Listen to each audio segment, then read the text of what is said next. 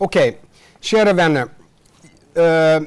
Jag har tänkt att försöka göra här i början att gå tillbaka till en mer grundläggande fråga. Vilken samhälle vill vi ha? Varför jobbar vi? Jag är övertygad om att varenda människa som sitter här någon gång i sin ungdom börjar att falla in i det här kulturområdet på något sätt av någon stark personlig motivation. Att man vill någonting. Man jobbar med det här istället för med militären eller med polisen eller med ekonomi eller något annat. Därför att vi på något sätt har vi trott på någonting. Ibland är det lite svårt att komma ihåg vad det var som var den första drivkraften när vi liksom kommer in på liksom hur mycket procent får gå till den och vi börjar gå in på detaljerna och vi tappar bort vår väg. Jag ska försöka röra vid vissa frågor som är lite mer kulturfilosofisk så att säga. Och därefter så kan vi gå tillbaka till det praktiska. Och jag vet att Luca ska också gå in på sen i eftermiddag kring ett begrepp. Och jag tror att vi börjar med det begreppet.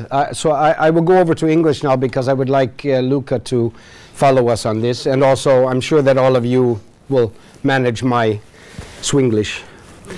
The expression culture needs to be redefined because culture in the way that we now have constructed it in our societies today is something that was built as part of the national identity project that started at the end of the 1800s, about 100 years ago or a little bit more, when the idea of culture, that is the arts, as a national identity development tool.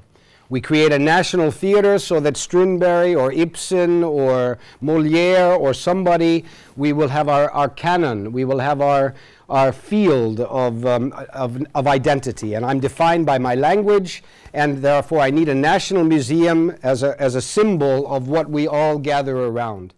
This is a historical parenthesis.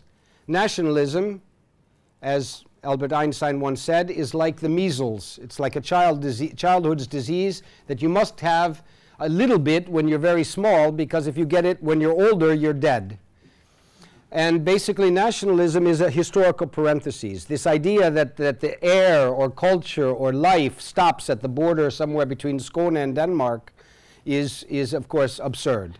We are living in a more and more globalized and internationalized situation. The national feeling will not disappear. Local patriotism will also not disappear. We are connected to the people that we live with and administrate our lives with.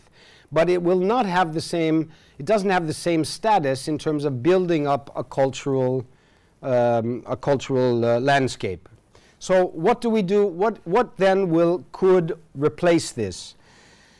Let me just say quickly about Intercult, the organization that I founded and that I'm now officially senior associate. For Intercult is a production and resource center. We were formed in 1996 when I left Riksteatern, where I was artistic director of an ensemble there called Shikasta, which was Sweden's first multicultural company. And after working 3 years at the National Theatre as a director and in the leadership there, I realized that the administrative aspects of these large institutions were much more imposing and therefore made, let's say, new or progressive thinking processes very difficult. So instead, I formed Intercult, which took a while before we were standing on our feet, but which we have now existed for about 17 years.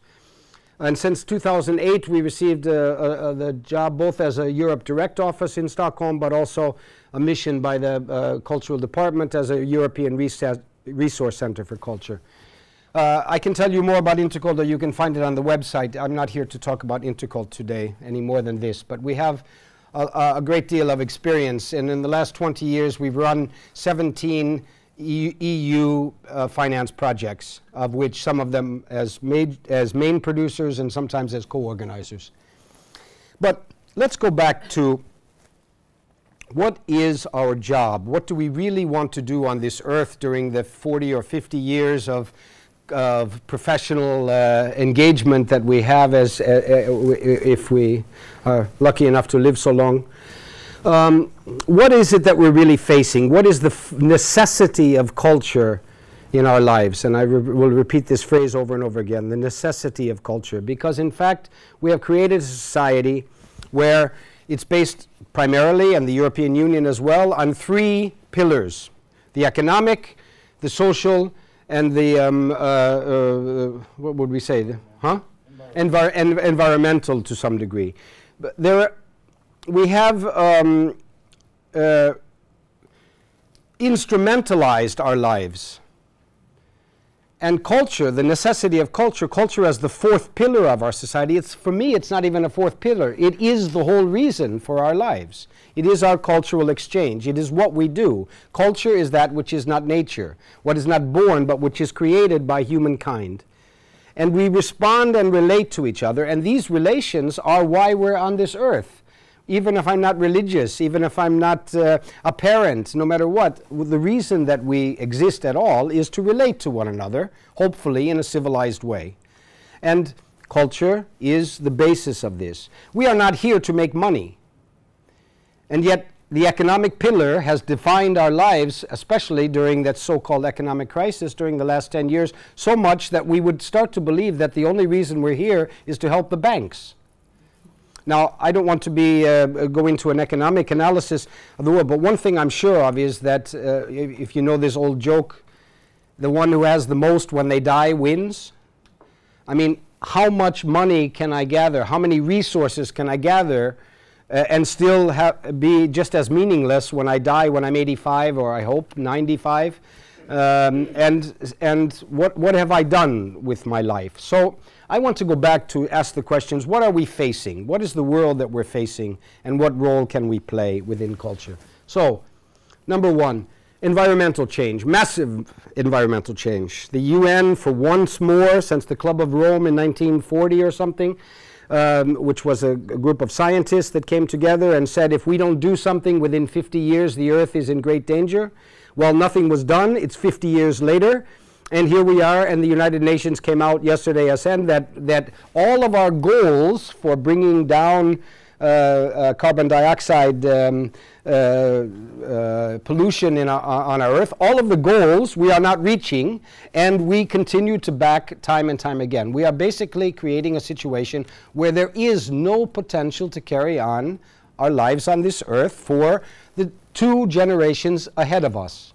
Our grandchildren will not be able to live on this Earth in great parts. There will be natural catastrophes and many other things. This is not some kind of shock method that I'm telling you about. We all know this. This is quite simply our reality.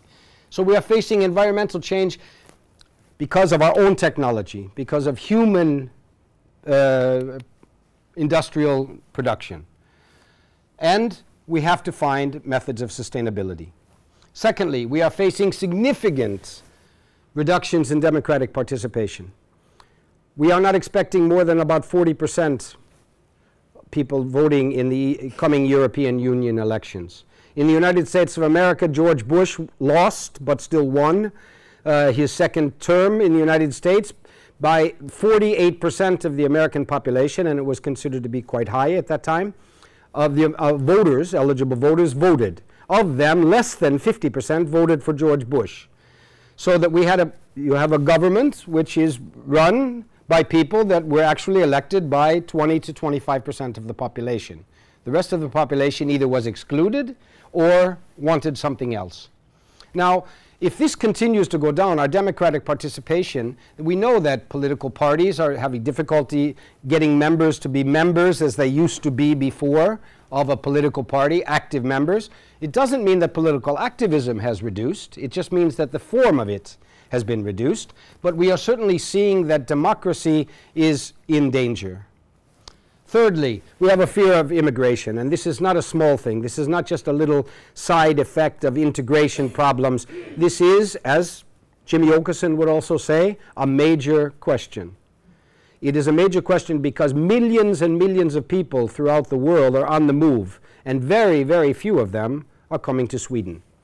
In fact, the 25,000 people of non-European birth that actually arrive in Sweden every year, increasing our population by some minuscule amount, are actually the most gifted immigrants around, because they were smart enough to figure out how to come to Sweden. And if they were smart enough to find out how to come here, then we know that they're the best people we could have around us. And some people that really needed our help. And that's solidarity. It's just empathy. And finally, we have a shift of economic production, of economic and production power to Asia, to Africa, but above all to Asia at this moment. And that basically Europe is not producing very much, but we're designing and selling and buying products, but they're being made someplace else. And there is a big gap between the salary of about $12 a month in Malaysia for somebody making nearly all. I don't think anyone in this room has clothes that were made in Sweden or even in Europe. They were all produced someplace else, sold by a European company, designed by a European designer, but made someplace else for about 1/20th of the salary that we would expect our own people to have. So this shift means that we suddenly don't have in our hands any longer production. And at that moment at which Asia, Africa, and Latin America decide to start keeping their resources for themselves, we're going to be in great trouble. We have an ecologically unsustainable society with no democratic participation, with practically a civil war based on Islamophobia and xenophobia of one another, and we don't have any longer any production capacity. Obviously, all of this demands that we really rethink how we organize ourselves.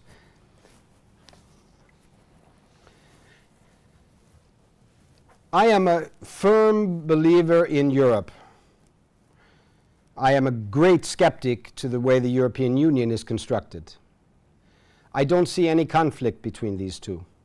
Because Europe as a cultural project, not just as a peace project on great international level, but as a cultural project of the exchange of language, experience of human beings relating to one another, expanding our field of understanding and knowledge, developing of intercultural competence is probably the most important part of the European project. And everything, in my opinion, should go towards strengthening that, and not necessarily the free export and import of goods and labor within the European market. They are connected.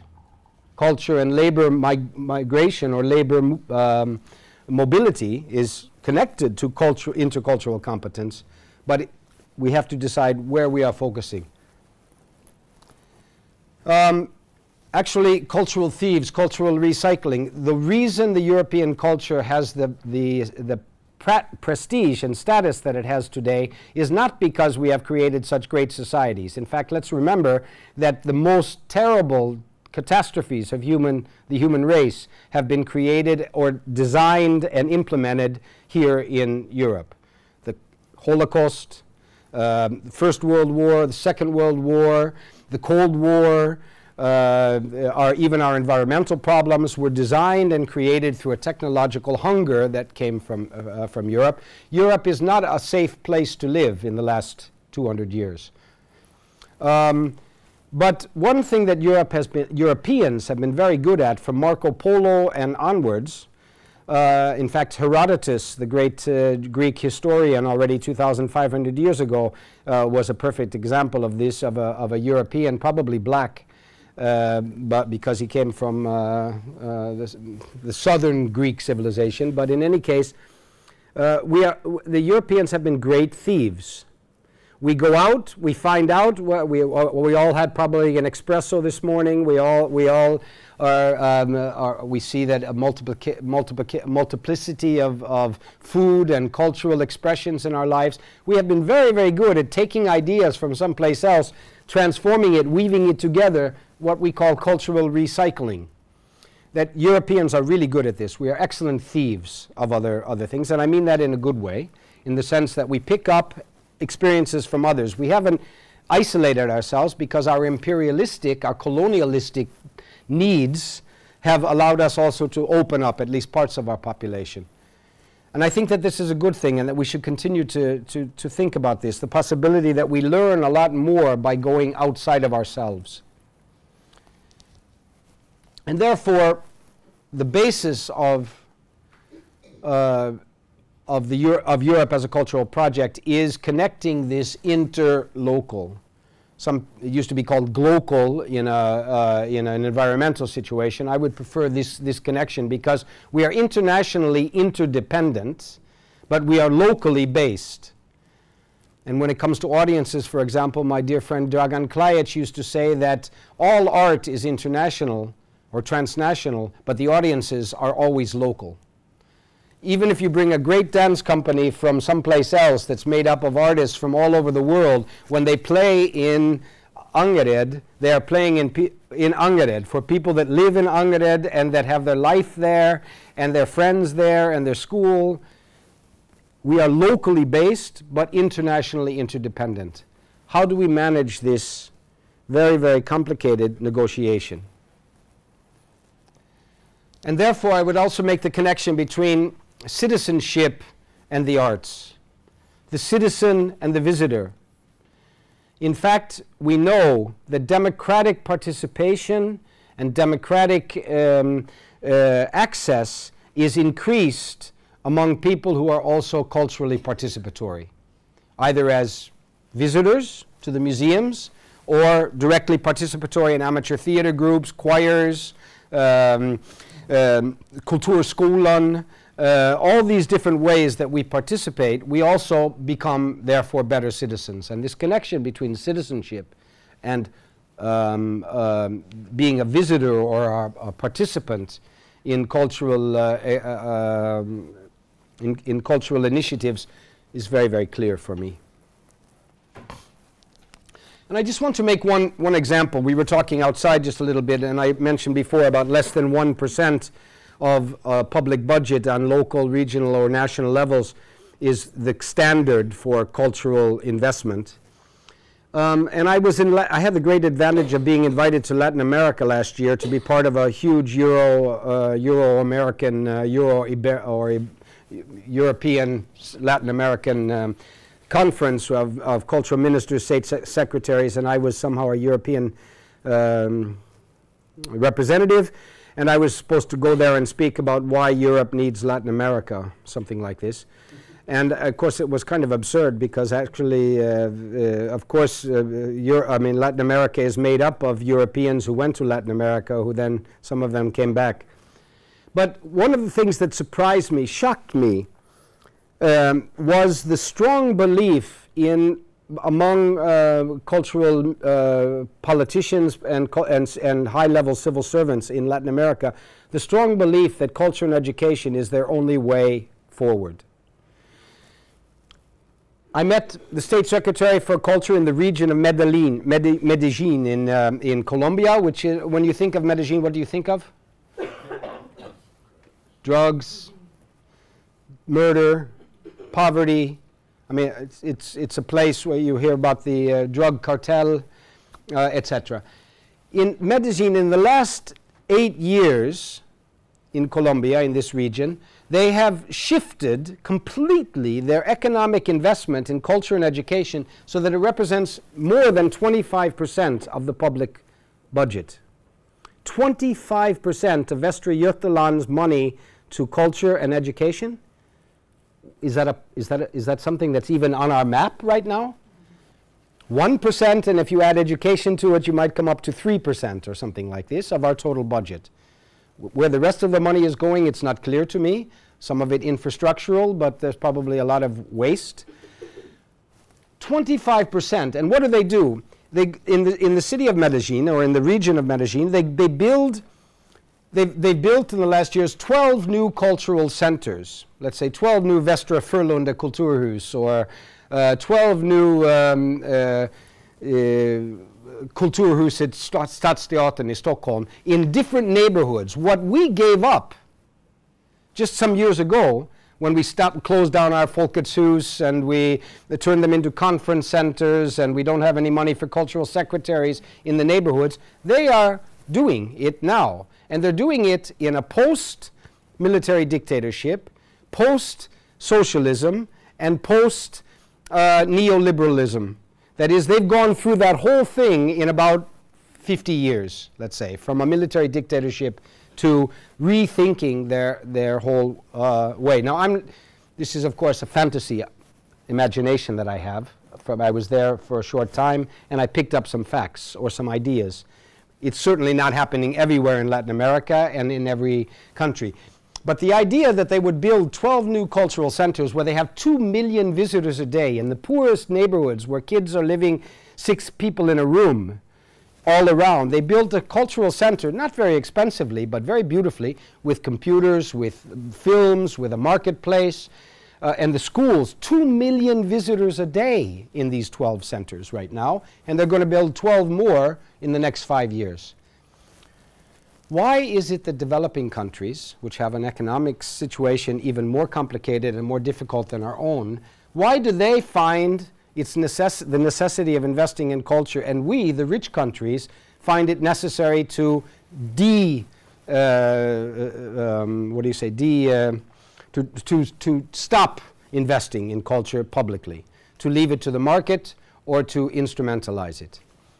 I think it's because it's a deep misunderstanding about what the role of public cooperation and collaboration is.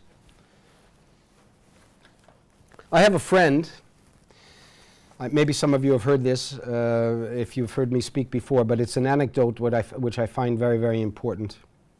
I have a friend whose name is Manjai Njai. He comes from Senegal.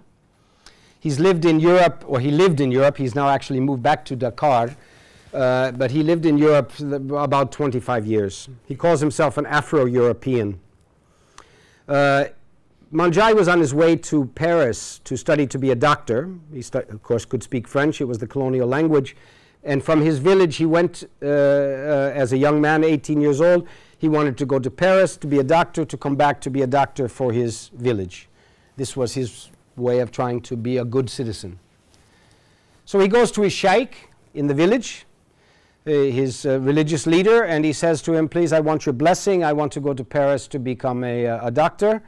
And he was assuming, of course, that the sheikh would say, yes, Manjai, thank you, that's good, you know, this is what we want. And the sheikh, for some reason, says, Manjai, you should not go to Paris, you should go to Italy.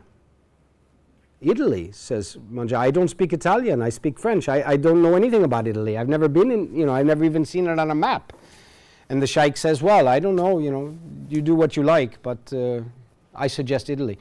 Well, in that village, you don't say no to your religious leader, so Manjai finds himself on the east coast of Italy, nearby Ravenna, standing on a beach, selling souvenirs and belts and lighters to the tourists on the street, I mean on the beach, and wondering what the hell he is doing in Italy. And at the same time, the director of the city theater, Marco Martinelli, who is many generations from Emilia-Romagna, which is the part where Ravenna is, and the curious and great artist that he is, who has been grown up in Ravenna, is looking around. This is when we're talking in the 80s, beginning of the 90s. And looking around, and he realizes that there's all these black faces walking around in Ravenna. And he doesn't know why. Where are all these African people coming from? And what are they doing here? So he decides to find out, because if you don't ask, you don't get any answers. So he walks to the beach, goes up to the first black face he finds, which is, of course, Manjai, to make my story as good as possible. He looks at Manjai and says to him, excuse me, please, I hope you aren't insulted by what I'm going to ask you, but why are you here? And Manjai looks at him, remembers what his sheikh has told him to come to Italy, and takes Marco by the hand and says, in order to meet you. And they become very dear friends. Manjai is brought into the company as an actor. He was not a performer before, but with some training and some work. And finally, within a couple of years, he becomes the vice director of the City Theatre of Ravenna, which has increased with a company of partially Gambians, West Africans, Senegalese, and some southern Italians and some northern Italians, which is already two different countries, as Luca will know. Manjai says this after working in Italy for all of those years. In Dakar, or in my village, not in Dakar, but in my village outside of Dakar, when we gathered for a cultural event, we gather in a circle, as we are now. Artists, old people, dogs, children, everybody's in the circle, and we're all waiting for someone to step into the center of the circle and begin to tell their story or dance or drum or whatever we do. So here we are. Now, the interesting thing about this circle in the village of Senegal is that you are watching me as the artist telling my story, but you are also seeing his eyes watching me. The set design in this performance situation are my neighbors' faces responding to the same impulse that I am responding to. Meaning that I am not only in dialogue with the artist, but I am in dialogue with my neighbors. If you don't like it and he doesn't like it, you go, ooh, and I have to leave. And someone else has to step into the middle. Now, sometimes, just to make it very kind of simple historically, I don't know if you can see this. Can everyone see? If we say we have a circle, and here we are in the village, and the artist comes into the center and begins to perform. At some point, to make it again simple, 1600s theater history, a French king comes up with the idea to divide this circle and make two half circles. Stage and audience. On the stage, all lights. In the audience, no lights. The stage raised, or maybe sometimes the audience raised so that the stage is, but always the stage in the center. The set design is the actor's own invention, and therefore I see nothing. In fact, I don't even know if there's anyone else in the room with me, because it's so dark. There used to be a joke about Malmö, Malmö Dramatiska Teatern, and Staffan Valdemar Holm var chef there in Malmö. There was a joke that went around on the streets in Malmö, which you would ask someone, how do you know if you're really, really paranoid? And the answer was, if you're sitting in the first row of Malmö Dramatiska Teatern and you imagine that somebody is behind you. This says something about their audience numbers. But it also says something about how we experience our cultural experiences today. Now, what Manjai says, very simply, is that his job, our jobs as cultural workers in Europe today, is to recreate the circle. To recreate the circle. Now, obviously, we can't do that with all of these buildings we built during the national cultural project of the last 100 years. We built Dramaten, or 200 years, we built Dramaten, we built stages, Stora Teatern here. I mean, everything is made that way, so we can't do much about that. But we can do something emotionally or psychologically with the recreation of the circle. How do we recreate a circle which is called shared space? And then we give the artist his or her chance to explore themselves completely in front of us, together with us. This is empowerment. The other, two half circles, is not empowerment, it's actually insulting. We actually are saying to the other people, I'm worth watching, please, you are worth only to watch. I think that this idea of recreating the circle is a democratic question. It's a European question. Because I think our national cultural identities are very difficult to reinvent without a force from underneath, the local, and from the greater picture, the international. It's through my international relations that I have been able to question and rethink, and in some ways reinvent, our cultural situation here. Are you with me? We need this larger perspective in order to stimulate us to find a reinvention of our cultural situation. I would like to propose that one of the great possible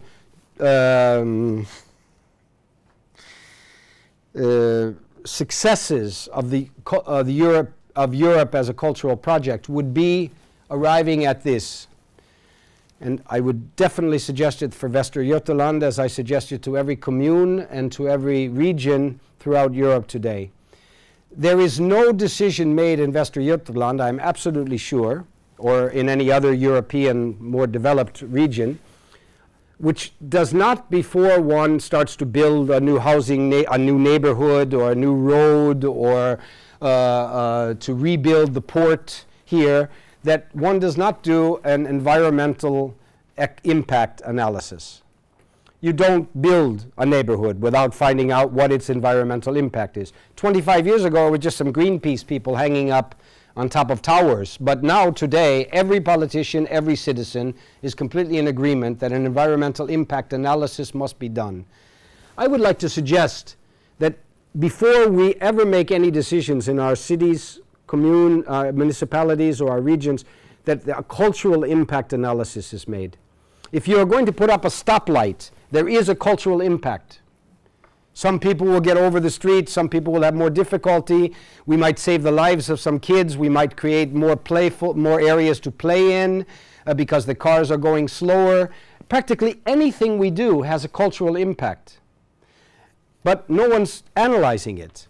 We find out about it later. We build a neighborhood and then suddenly we have a problem because the neighborhood was built and segregated and housing segregation so that suddenly 98% of the people living there don't even speak Swedish. And then there's social problems, there's school problems, there's a bunch of things that follow on that because no one made the cultural impact analysis of what would happen if we built it in this way. Transportation, bus systems. If buses go always from the center and outwards instead of crossing between themselves, there's a cultural impact on that. It's the same with, for example, the infrastructure of landsbygden och stadsmiljön. These have cultural impacts when we make decisions about moving people into the cities to have jobs and depopulating the landsbygden. It has a cultural impact. We need to have that as an essential part of our analysis. Actually concretely contribute to citizenship and participation. In what way does a cultural action make us better citizens? Is this true or is this just a myth? Anyone have an idea about that?